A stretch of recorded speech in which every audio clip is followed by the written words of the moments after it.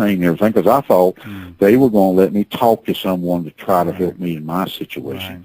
But what I didn't understand, they had already helped me, or someone had helped me through this TV deal.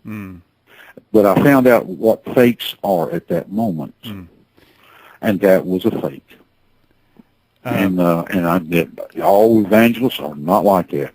But you know who is and who's not. And that's the one time I found out the hard way that.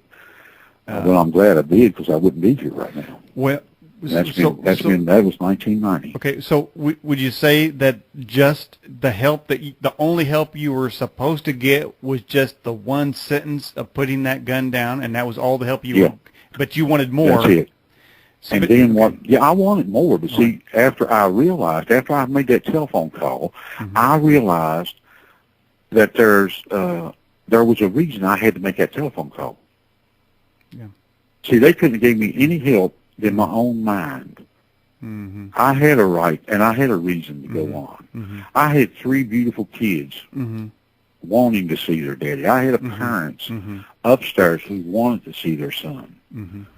So if anyone's out there right now and they feel like they have lost everything and they feel like there's no hope in this world, look at it one more time in your own mind before you do something that's outrageous.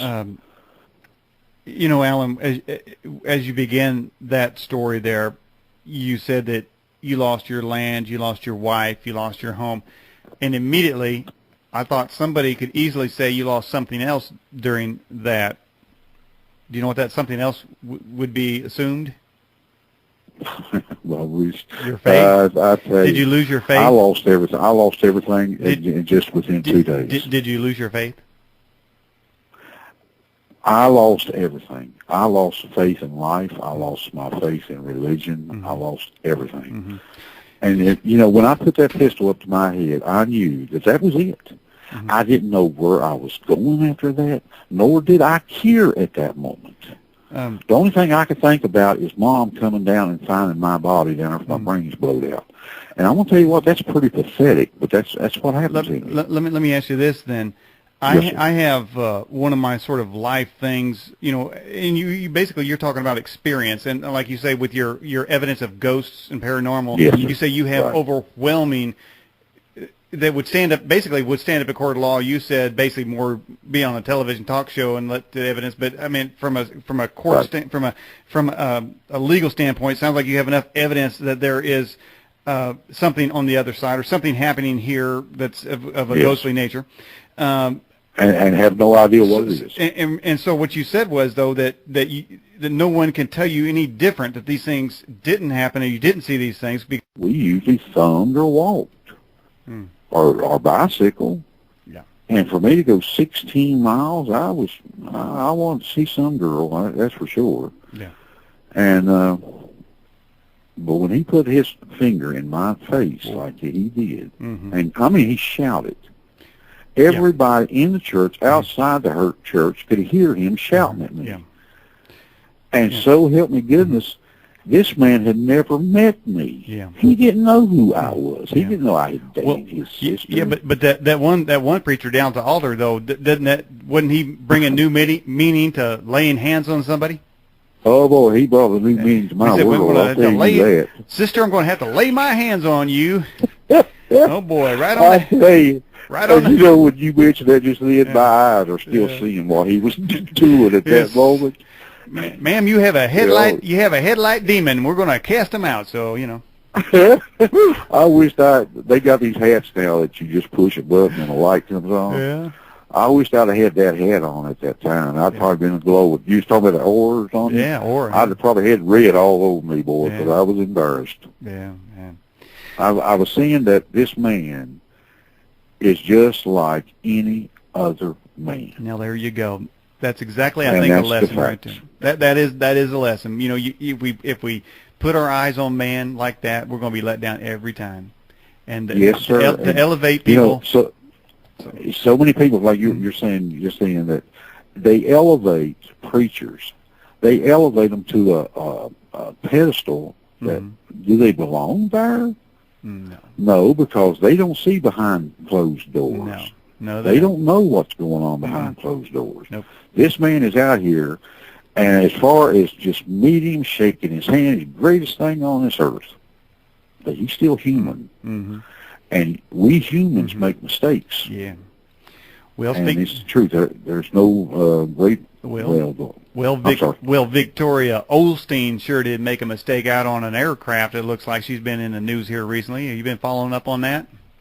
No, sir. Joel Olstein's wife. Yeah, she socked a flight attendant because there's a spot on her chair, and she demanded, because she's Joel Olstein's wife, she demanded that one of the airline attendants come back here and clean it up, and she pushed her way through the cabin, try to get into the pilot area, and then they actually delayed the flight 2.5 hours because of Miss Victoria Olstein, and the FAA fined her $3,000. And I was thinking, well, when they paid that $3,000 fine, I'm sure that it was the donations that they got from their people that paid that, so.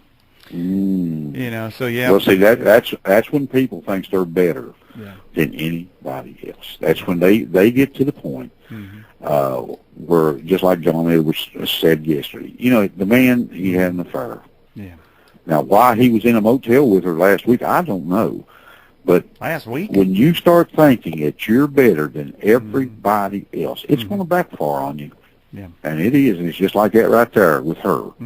I hadn't heard this story, but it sounds like a pretty good one. I'll watch that on TV tonight. It's all over the news. They're right in the middle of it. And the flight attendant, though, that there were witnesses. They have a number of witnesses, so she really can't get out of it. Although Joel Olstein is trying to bring his personality, his celebrity to it to mesmerize the jury there. But the flight attendant is wanting an apology from Victoria Olstein, and she's wanting 10% of Victoria Olstein's net worth, and that's got to be worth a couple $1 million right there if she gets it. Wow. Yep. Yeah, because look at the church they've got. And I've listened to Joel Olstein. He's a very smart individual. And but when you get to the point that you think that you're better than anybody else on this earth, you're going to be brought down one way or another, and this could be the bringing down that they're looking at. Just ask Jim Baker, right? Yeah, well, that's the truth. You just don't. That is the facts. Jim Baker, he was still human flesh, and what got me was about Jim Baker. I tell you what, I listened to I don't forget his name, Jimmy Swaggart. Oh.